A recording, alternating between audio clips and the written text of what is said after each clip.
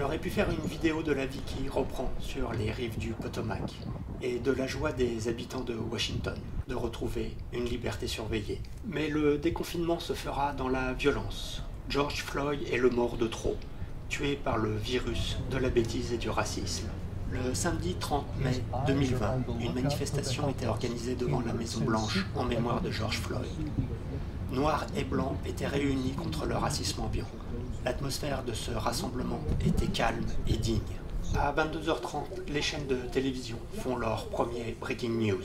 La violence explose à Washington DC. Le vent de la colère a soufflé dans le quartier de Georgetown, où les magasins de luxe et l'Apple Store ont payé le prix de la révolte.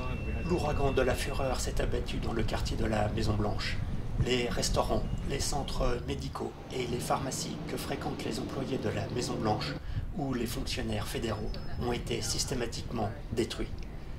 Ces destructions ne sont pas le fruit du hasard. La salle de repos des chauffeurs de bus qui desservent l'arrêt de la Maison-Blanche est partie en fumée.